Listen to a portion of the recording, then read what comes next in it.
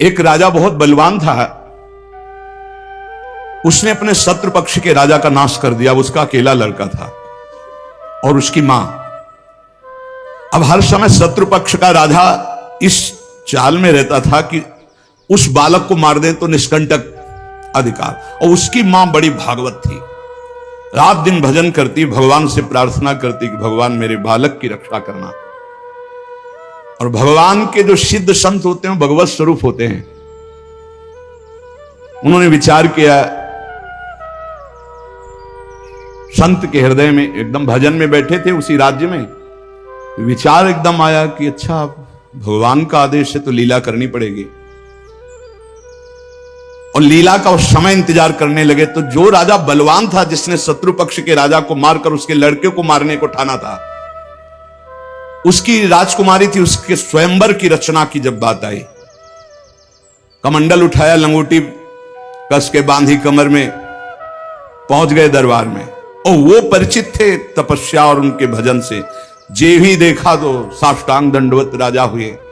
देखो बाहरी आचरण से कैसे भी नहीं जाना जा सकता महात्मा के स्वरूप को, उनकी लीला को। राजा को मालूम था कि ये बड़े प्रसिद्ध और तपस्वी महात्मा हैं। राजा ने तत्काल अपनी कन्या को बुलाया, प्रणाम करवाओ, महाराज आए हैं। राजकन्या बुलाई गई, महात्मा के चरणों में प्रणाम हुआ। महात्मा ने ऐसे देखा नक्सिक तक और कहा, इस लड़की का तो विवाह हम करेंगे, किसी राजकुमार से न कर देना। राजा तो एकदम होश उड़ गए, पर बहुत वो प्रवीण भी थे, राजा बुद्धिमान थे। तो उनका महाराज ब्याह तो आपसे ही कर देंगे, आप जैसा सुयोग्य वर कहां मिलेगा। 80 वर्ष की अवस्था, शरीर में झुर्रियां पड़ रही, दूल्हा की पोशाक मात्र में लंगोटी, धन संपत्ति मात्र में लौकी का कमंडल, आप जैसा दूल्हा कहां मिलेगा। कुछ शर्त हैं, उनका आप पालन कर दो। गए अपने तिजोरी से इतने बड़े बड़े मोती 2 लाए। बोले ये हमारे पूर्वजों के द्वारा एकत्रित किए हुए 2 मोती हैं, 108 मोती ले आओ। पहली शर्त, राजकुमारी का ब्याह आपके साथ। देख रहे थे, हालत देख रहे थे। महात्मा ने कहा हाँ हाँ 108 क्या होते, ले आएंगे। बोले मोती देख लो। बोले लाओ, जब साथ रहेंगे तो उसी नाप के ले आएंगे। राजा ने सोचा इनको, और बोले महाराज लगन के पहले, क्योंकि लगन निकल गई तो फिर बात कैसे बनेगी। तुम चिंता मत, तुम्हारे कुल की प्रथा पूरी करूंगा और कन्या से विवाह करूंगा। पर एक बात ध्यान रखना, अगर विलंब हो जाए तो किसी के साथ पाणिक ग्रहण नहीं कर देना, नहीं तो जो आ गया। दूसरे से ब्याह की सोचना भी मत। अब राजा ने कहा जैसी आ गया। उन्होंने सोचा महात्मा मोती लेके जाएंगे, 2-4-6 दिन घूमेंगे, निराश होकर वापस आ जाएंगे। उनको क्या पता था कि जो भगवान के दास होते बड़े जिद्दी स्वभाव के होते हैं। अब वो ऊंचे दर्जे के सिद्ध महात्मा हाथ में मोती लिए हुए पहुंचे। विचार किया कि यार मोती किससे मांगूं, किससे खोजूं, कहां जाऊं। तो उनका समुद्र को रत्न गर्भा कहा गया, क्योंकि समस्त रत्न है, रत्नाकर है, सब रत्न उसमें विराजमान। समुद्र ही से सीधे मांग लेते हैं चल के। गए, ध्यान आया कि 3 दिन तक भगवान राम जो है उपवास करके बैठे रहे, नहीं आया तो हम तो 30 दिन बैठे रहेंगे तो नहीं आएगा, क्या करें। तो लौकी का कमंडल था, कमंडल उठाया, उलीचने लगे। 1 दिन 2 दिन 3 दिन लगातार, और खूब नाम जप भगवान का, हर कमंडल में नाम जप करके, मंत्र जप करके जल उलीचने लगे। नाम का प्रभाव समुद्र के हृदय में जलन पैदा हो गई। समुद्र एक साधारण पुरुष के रूप में पीछे से आवाज की, बाबा ये क्या कर रहे हो। समुद्र को खाली कर रहे हैं, और क्या कर रहे हैं। बोले तुम्हारे लौकी के कमंडल से समुद्र खाली हो जाएगा। बोले मजाक करो मत करो, एक महात्मा ने चुल्लू में पी गए थे, अगस्त जी चुल्लू में पी गए थे, ज्यादा हमको चैलेंज मत करो। समुद्र डरा। बोले उलीच काहे के ले रहे हो, तुम हमें बता सकते हो। बोले सुना है रत्नाकर है, बड़े बड़े रत्न है समुद्र में, हमें 108 मोती चाहिए, बोले अगर मोती मिल जाए तो समुद्र लीचना बंद करो, काहे को मेहनत करेंगे हम। बोले वो तो हम दे रहे हैं तुम्हें, दिखाओ मोती। मोती निकाले हुए से ढेर सारे मोती, एक लहर आई, नाप नाप के 110, क्योंकि 2 वो और 108 झोली में डाले। समुद्र ने कहा और भर लो। बोले मकिंचन महात्मा है, हमें नहीं चाहिए, ये दुल्हन लेने के लिए शर्त है, इसलिए हमने इनको लिया है और जा रहे हैं। महात्मा जी बड़े गर्व से गए, भगवान की जय जयकार की। राजा देखते ही समझ गया मोती मिल गए, क्योंकि बहुत मुस्कुराहट है। गणित लगाई, लड़की को कैसे बचाऊं। बोले हाँ महाराज। बोले ये ले 110, 2 ही तुम्हारा और 108 है। बोले महाराज जी आपसे कहा था कि कुछ शर्तें हैं, एक तो पूरी हो गई, दूसरी एक है कि हमारे शत्रु पक्ष के राजा का वध तो मैंने कर दिया, उसका एक लड़का है, उसकी खोपड़ी तुम हमें ले आओ। महात्मा जी ने विचार किया कि सारा खेल भगवान के इशारे से तो उसी की रक्षा के लिए हो रहा है। भगवान ज्ञान समुद्र हैं। बोले अवश्य उसकी खोपड़ी लाके देता हूं अभी। उसका जो कुमार है उसको हर समय मंदिर में बैठाल करके खूब कीर्तन भजन करवाती उसकी मां, क्योंकि उसको पता था भगवान ही समस्त मंगलों का विधान करने वाले हैं। अब महात्मा जी उसके राज्य में गए, जे ही राजमाता ने देखा दरबार में संत आए, प्रणाम किया, महल में ले गई, बढ़िया उनको भोग पवाया और कहा प्रभु आज्ञा कीजिए, कैसे आगमन हुआ, स्वाभाविक दर्शन या कोई आदेश पालन? आदेश पालन नहीं, तुम्हारे लड़के की खोपड़ी ले जानी, तुम्हारे जो दुश्मन राजा है उसने मंगाया है। सहम गई। तो उनका महाराज मैं तो मां हूं, मैं तो काट नहीं सकती, आप साधु हो, आप काट के ले जाओ, ये लड़का मैंने आपको दिया। कहा जब दिया तो काट के ले जाने की क्या जरूरत है, पूरा ले जाएंगे हम, काट के ले जाने की जरूरत क्या है। बोले महाराज पूरा राज्यभार आगामी राजा यही है, और आज तक मैंने भगवान की आराधना की अपने पुत्र की रक्षा के लिए। संत और भगवान में मैं कभी भेद नहीं देखती, इसलिए आपकी वस्तु आपको समर्पित है, चाहे वहां मार देना, मरवा डालना या जैसी आपकी रुचि हो। इतनी बड़ी संत पर श्रद्धा। वो मुस्कुरा कर बोले जब हमें दे दिया तो तुम हमें उपदेश मत दो, मुझे क्या करना है पता है।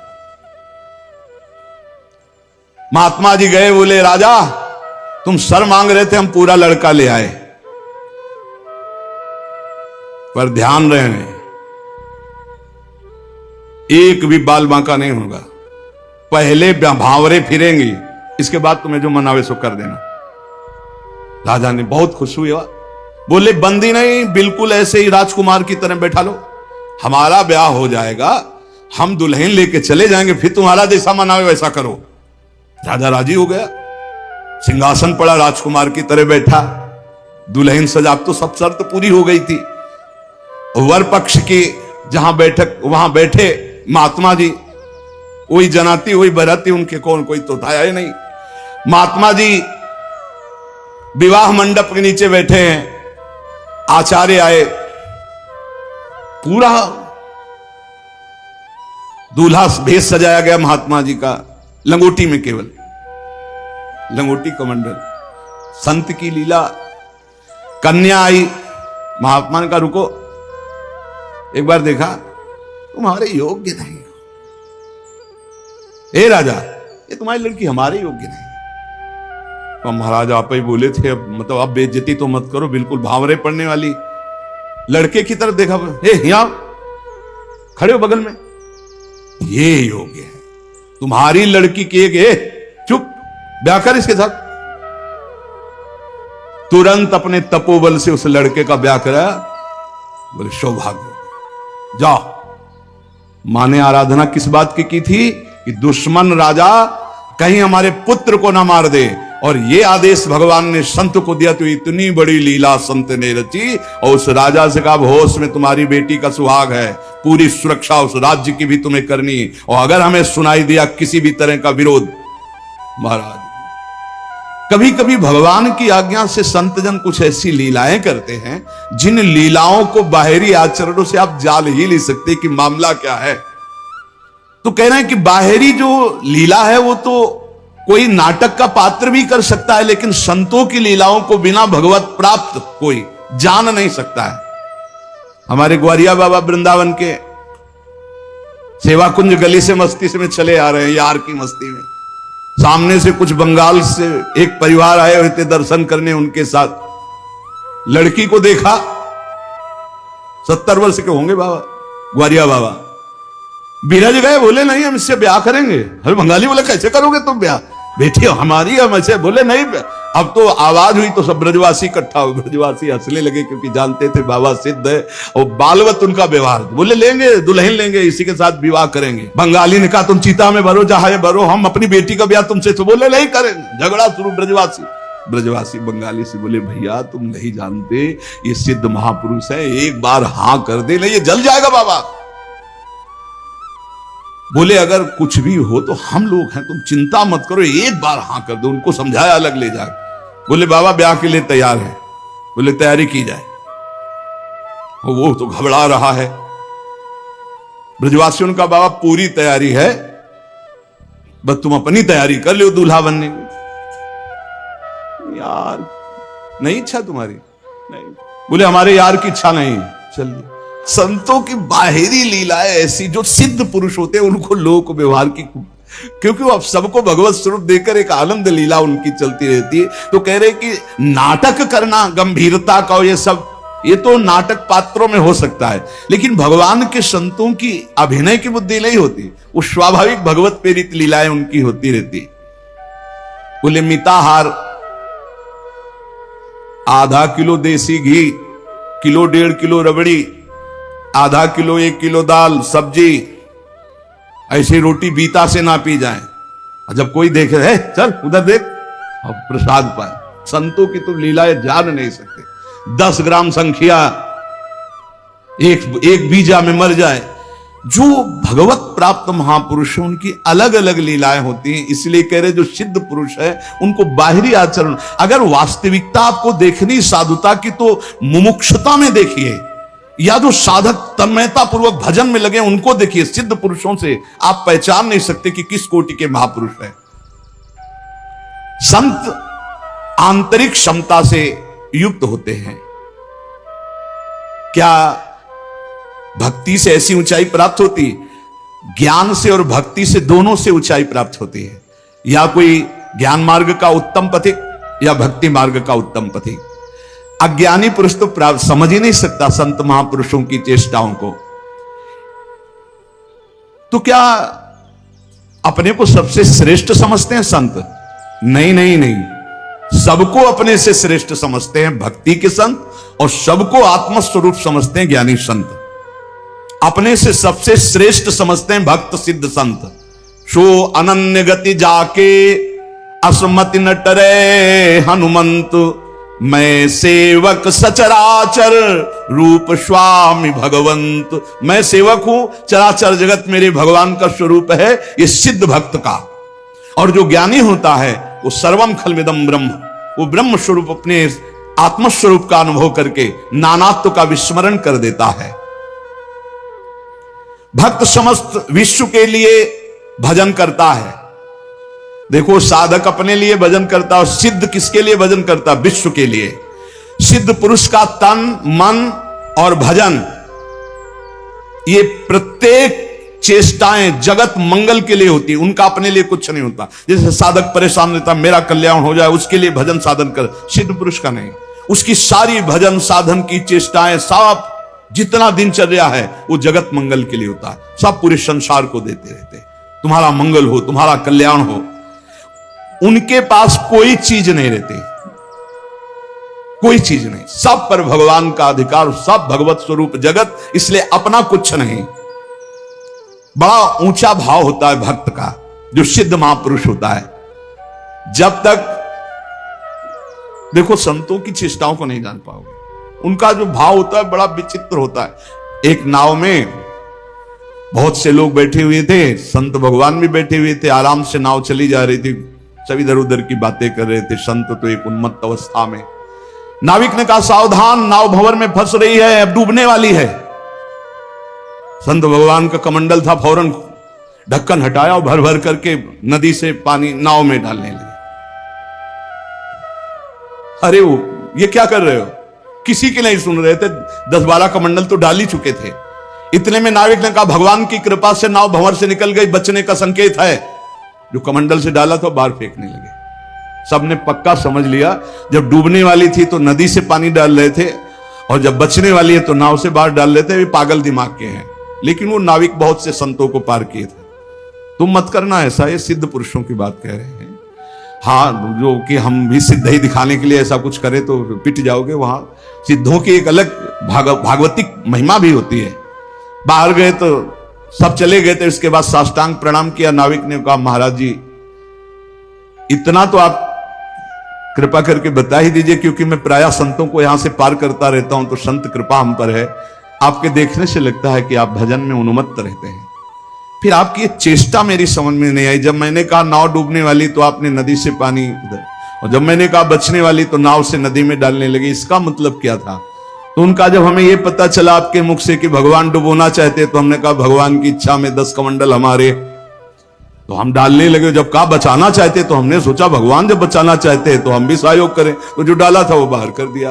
जोई जोई प्यारो करे सोई मोई भावे भावे मोई, जोई सोई सोई करें प्यारे। जो इस सिद्धावस्था को प्राप्त है वो भगवान की रुचि में रुचि मिला के चलते हैं। ऐसा आप मत करना, वो सिद्धों की अलग लीला होती है। तो यहां कह रहे हैं जो भक्ति में जो परिपक्व महापुरुष है वो सारे जगत को भगवत स्वरूप मानकर अपने तन मन भजन के द्वारा सबका मंगल करते रहते हैं, सबका हित करते रहते हैं। संतों में भागवती का आवेश होता है, वो बनावटी नहीं होता। भागवती का उससे जगत मंगल होता रहता है। बनावटी खूब गड़ छोल करके वचन बोलना, खूब लच्छेदार भाषण करना, ये तो बुद्धि की दरा से हो सकता है। लेकिन जो संतों में एक भागवतिक होता है उसी से जगत मंगल होता है, उसी से जन कल्याण होता है। उसमें टुटका और जंतुर और कलावा और राख इनकी कोई जरूरत नहीं होती। उनकी दृष्टि मात्र से, वचन मात्र से जगत मंगल होता है। मुद मंगलमय संत समाजू, जो जग जंगम तीर्थ राजू। चलते फिरते साक्षात तीर्थराज हैं, जो दरस परस अघनाश बास निज संग करो दिन। जिनके दर्शन मात्र से, स्पर्श मात्र से बड़े बड़े पाप नष्ट हो जाते हैं, ऐसे भगवान के प्रेमी संत जन होते हैं।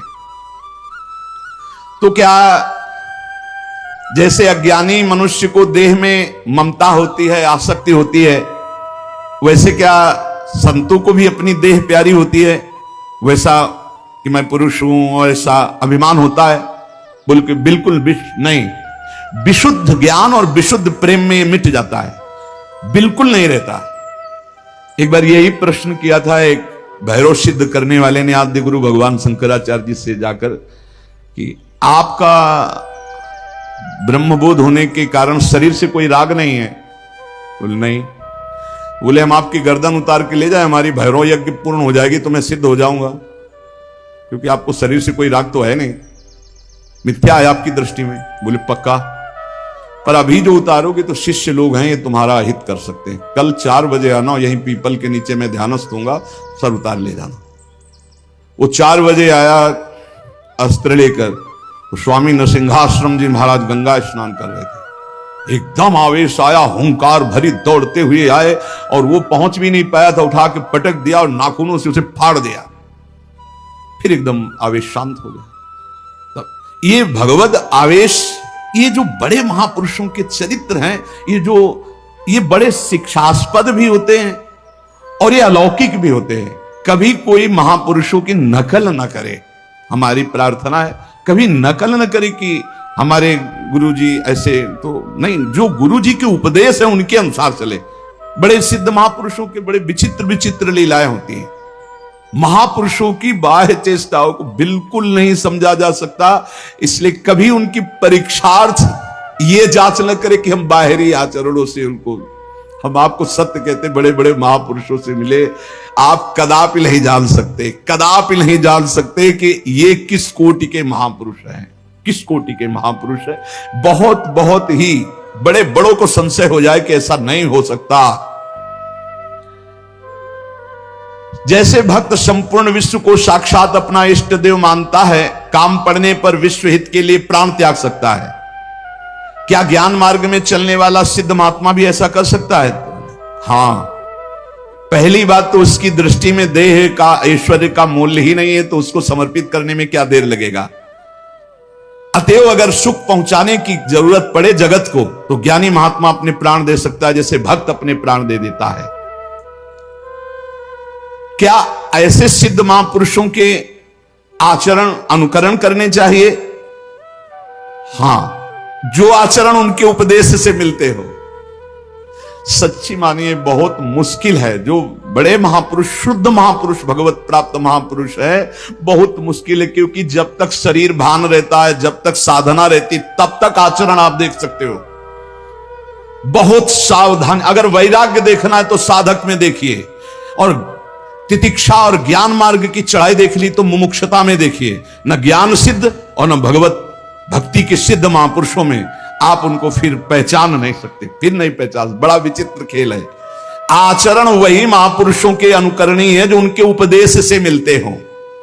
केवल आचरण जो उपदेश से मिलते हो बस पकड़ लीजिए, उनके सब आचरण अनुकरणीय नहीं है। एक एक उनके आचरण आपको भगवत प्राप्ति करा सकते हैं, पर वो आचरण जो उनके उपदेश से मिलते हो, बिल्कुल आप लोग बिल्कुल समझ ही नहीं सकते हैं, नहीं समझ सकते। हमने देखा है महापुरुषों को, पर उनके साथ बिल्कुल ऐसे रहा जाता है जैसे बच्चा, बालवत। जैसे छोटा बालक घरौंदे बनाता है, खेलता है, कुछ मिनट में बिगाड़ कर चल देता है। महापुरुषों की बड़ी विचित्र गति होती। इसीलिए लिखा है मात संगस्त दुर्लभ हो। फिर एक शब्द लिख दिया देवर्षि नारद जी ने, अगम्य हो, आप निर्वाह नहीं कर सकते हो। अगर कर ले गए तो अमोघस्य, निश्चित भगवत प्राप्ति, निश्चित भगवत प्राप्ति। एक बार महाराज चक्रवर्ती सम्राट मरुत शौ यज्ञ का अनुष्ठान किया। शौ यज्ञ करने वाला देवराजेंद्र का अधिकारी हो जाता है। जो पद है वो देवराजेंद्र ने सोचा कि अब कैसे रोका जाए, तो उन्होंने वशिष्ठ जी से सीधे जाके, तो वशिष्ठ जी खड़े होकर आदर किए, क्योंकि त्रिभुवनपति देवराजेंद्र देवताओं के। देवराजेंद्र ने कहा हम यज्ञ के लिए तुम्हें आचार्य रूप में, तो उनका मरुत ने पहले मुझे स्वीकार कर रखा है क्योंकि मैं उनका कुलगुरु हूं। तो उनका मनुष्य की स्वीकृति से ज्यादा देवताओं की स्वीकृति होती है। मैं देवराज हूं, मैं आपसे निवेदन कर रहा हूं कि मैं आचार्य पद में आपको स्वीकार करता हूं। क्या यह शास्त्र सम्मत नहीं है? उनका ये तो शास्त्र सम्मत है, पहला अधिकार आपका ही है, आप यज्ञ भोक्ता देवता, इसलिए मैं स्वीकार करता हूं आपका आचार्य पद यज्ञ कराने मात्र के लिए। वैसे देवताओं की कुलगुरु तो भगवान बृहस्पति देव हैं। इस ईर्ष्या कि कहीं ये 100 यज्ञ पूरी न। अब महाराज मरुत को जवाब दे दिया कि हम नहीं करा सकते। संकल्प पूर्ति महापुरुष इस पर बहुत ध्यान देते हैं कि जो हमने नियम लिया उसकी पूर्ति हो। मरुत जी व्याकुल हो गए और संत सेवी थे। तो एक दिन देवर्षि नारद जी आए भगवत प्रेरित। देवर्षि नारद जी से अपनी व्यथा बताई कि हमारा तो सर्वस्व लुट गया, हमारे आचार्य को ही देवराजेंद्र ने अपने पक्ष में कर लिया और उन्होंने मना कर दिया, अब हमारा संकल्प अधूरा रहे। तो बोले तुम्हें बताएं, एक महात्मा है जो तुम्हारी यज्ञ करा सकते हैं, इस समय काशी में है और उनका नाम संवर्त ऋषि है और वो बृहस्पति जी के भाई है, पर वो रहते हैं प्रच्छन्न वेश में, अवधूत वेश में। अगर वो स्वीकार कर लिए तो ही यज्ञ हो सकती, नहीं त्रिभुवन में अब कोई यज्ञ वेत्ता नहीं है जो आपकी यज्ञ करा सके, क्योंकि देवराज इंद्र जब वशिष्ठ जी को अपने में, तो फिर अब कोई वो करा सकते हैं। मरुत ने अपने संकल्प की पूर्ति के लिए कहा मैं पहचानूंगा कैसे? बोले उनको घृणा है तो सिर्फ सबसे घृणा है और रोज 24 घंटे में एक बार विश्वनाथ जी के दर्शन करने जाते हैं। तो विश्वनाथ जी के मार्ग में आप 100 रख देना, जो अवधूत विचक करके भागता नजर आवे तो जान लेना वो महाराज संवर्त ऋषि है। ऐसा ही किया महाराज मरुत ने। दिन भर इंतजार करते रहे, देखा एक पागल जैसे प्रच्छन्न ऋषि, जो ही देखा 100 तो भाग करके दूसरी तरफ पीछे भागे मरुत जी। अब वो समझ गए कोई मेरा पीछा कर रहा है, तो भागे गंगा के किनारे की तरफ। पेशाब करके ऊपर फेंक देना, थूक देना, ईंट मारना, रज मारना, ऐसे सब। वो कुछ नहीं, विचलित नहीं हुए, हाथ जोड़े भागते ही रहे। एकांत में गए, बोले क्या चाहते हो? बोले महाराज मेरा नाम मरुत है, मैं आपको आचार्य पद पर स्वीकार करता हूं, यज्ञ कराना चाहता हूं। देख ले, समस्त देवता तेरे खिलाफ हो जाएंगे और अगर तूने मुझे फिर आचार्य पद से हटाया तो तुझे भस्म कर दूंगा। अगर मैं आचार्य पद पर बैठा रहा तो किसी भी त्रिभुवनपति की ताकत नहीं है कि तेरी यज्ञ में विघ्न पैदा कर सके। बोले इसीलिए वर्ण कर रहा हूं, प्राण चाहे चले जा, मैं आपको नहीं छोड़ सकता। संवर्त ऋषि आचार्य रूप से जब यज्ञ के लिए बैठे तो अग्नि देवता आए, उन्होंने कहा आहुति स्वीकार नहीं करेंगे। बंद कर दे, मरुत यज्ञ को बंद कर दे। तो संवर्त ऋषि ने कहा, तुम मेरे मंत्र से आवाहन करने पर स्वीकार करोगे, अगर नहीं स्वीकार करोगे तो मैं मंत्र के द्वारा तुम्हें भस्म कर दूंगा। तपोबल से अग्नि देवता को अग्नि देवता थर्रा के गए, देवराज इंद्र से कहा, बहुत बेदप महात्मा है, मंत्र बल से युक्त है, वो मुझे भस्म कर देंगे, मैं थर्रा गया हूं। देवराज इंद्र जेव ही आहुति प्रारंभ हुई, देवराज इंद्र वज्र लेकर प्रकट हुए मरुत को दंड देने के लिए। ऐसे केवल कर दिया तो वहीं वज्र लिए ऐसे खड़े हो गए, बोले जब तक यज्ञ होगी ऐसे खड़े रहोगे, और जो आहुति दोगे हर देवता स्वीकार करे। बोले हर आहुति स्वीकार करेंगे, ऐसे कब तक वज्र लिए खड़े रहेंगे, आप कृपा करो। तो जो भजन में डूबे हुए अवधूत कोटि के महापुरुष हैं, बड़ी अपार सामर्थ्य होती है, पर इनके बाहरी व्यवहार, बाहरी आचार ऐसे होते हैं कि जाना नहीं जा सकता। बाहरी व्यवहार, बाहरी आचरण संभाल संभाल करके साधक करता है, चाहे ज्ञान मार्ग का हो, चाहे भक्ति मार्ग का हो। और जो भगवत प्राप्त महापुरुष हो गए, अब उनको कोई फर्क नहीं। इसीलिए श्रीमद् सुधा निधि में एक श्लोक लिखा है, कर्माण श्रुति बोधितानि नितराम कुर्वन्तु कुर्वन्तु मा गूढ़ाश्चर्य रसास्त्रगादि विषयान गृह्णन्तु मुंचन्तु वा कैर्वा भाव रहस्य पारगमति श्री राधिका प्रेयसा। ऐसे उत्तम रहस्यमय भाव में डूबे हुए महापुरुष। तो क्या इन महापुरुषों के आचरण शास्त्र के प्रतिकूल भी होते हैं क्या, जिन्हें पापाचरण कहते हैं? कदापि नहीं, क्योंकि सिद्ध ही हुए हैं शास्त्र अनुकूल आचरण करके। पापाचरण नहीं होते, पर बड़ी उनमें दिव्यता होती। जैसे आद्य गुरु भगवान शंकराचार्य जी ने मछली ऐसे खाई तो कुछ शिष्यों ने पाली। भक्तमाल जी में भगवान शंकराचार्य जी के पावन चरित्र में लिखा हुआ है, जब आगे चल करके गला हुआ कांच पीने लगे, अब सब चुप थे, बोले पियो। ऐसे किया तो जीवित मछली निकले। अब वो महायोगी जो सिद्ध पुरुष हैं, उनकी होड़ हम थोड़ी कर सकते हैं। उनके द्वारा जो आचरण हो रहे हैं कोई पाप थोड़ी हो रहे हैं। अब कह दे कि उन्होंने मछली खाई, हम भी पाप। अब वो जब ऐसे किए तो सब लीवर में फंस चुकी थी और वो जिंदा निकाल दिए। तो महापुरुषों के आचरण जो उपदेश से मिलते हो, उनको हम बाहरी कैसे जाने कि ये संत हैं जिनसे हम जुड़ करके अपने जीवन को सार्थक करें। पहला, जिनके जीवन में किसी भी से द्वेष नहीं है, किसी भी से द्वेष नहीं, किसी भी से द्वेष नहीं। चराचर जगत में सेवकवाणी, हरिवंश नाम लीन जे अजात शत्रुते सदा।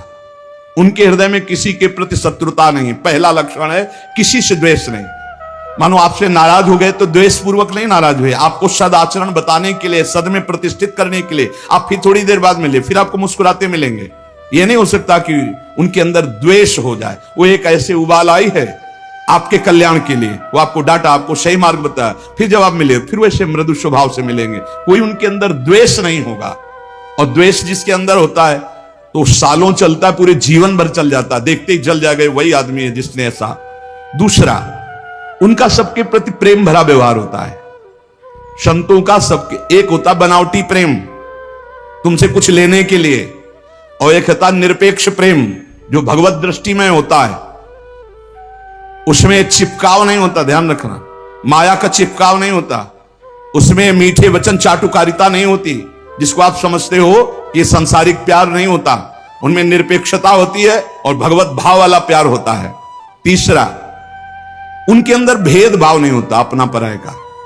पर आप पीछे सुन चुके हैं, विशेष प्रियता, विशेष श्रद्धा, विशेष समर्पण वाले के प्रति दिखाई देगी।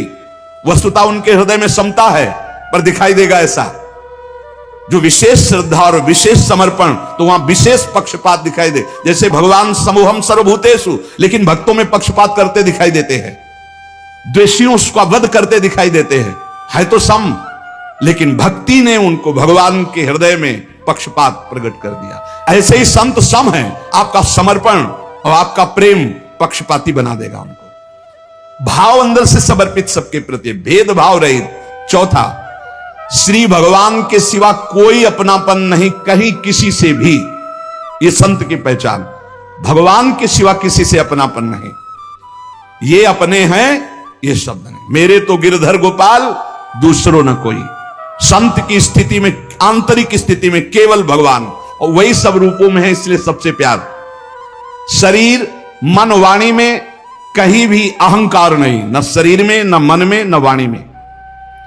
सुख दुख में जिनकी बुद्धि स्थिर रहती है वो संत हैं। अपना बुरा करने वाले के प्रति सामर्थ्य है दंड देने की, पर दंड ना देकर उसको क्षमा करना, इस संत का स्वभाव है। सामर्थ्य है, अच्छे से दंड दे सकते हैं, तप के द्वारा दंड दे सकते हैं, समाज के द्वारा दंड उनको दिला सकते हैं, लेकिन वो क्षमा करेंगे। संत का स्वभाव दंड देना नहीं। अनुकूल और प्रतिकूल वस्तु या परिस्थिति या व्यक्ति या स्थिति में बराबर संतुष्ट रहना, चाहे अनुकूल परिस्थिति हो, चाहे अनुकूल व्यक्ति हो, चाहे अनुकूल घटना हो या प्रतिकूल परिस्थिति हो, प्रतिकूल वस्तु हो, प्रतिकूल घटना हो, वो समान स्थिति हृदय की रहना। चित्त का निरंतर योग युक्त रहना। योग युक्त किसे कहते हैं? निरंतर भजन चलते रहना। तेसाम सतत युक्ता नाम भजताम प्रीतिपूर्वकम ददामि बुद्धि योगम तम। निरंतर भगवान के चिंतन में डूबे रहना संत का लक्षण। चेहरा बता देता है कि भगवान में डूबा है कि संसार का चिंतन हो रहा है। जो भगवान में डूबा होता है उसकी एक अलग अलौकिकता होती है, उसके नेत्र, उसके मुखारविंद से एक आभा प्रकट होती रहती है जो भगवान में डूबा होता है। वो मन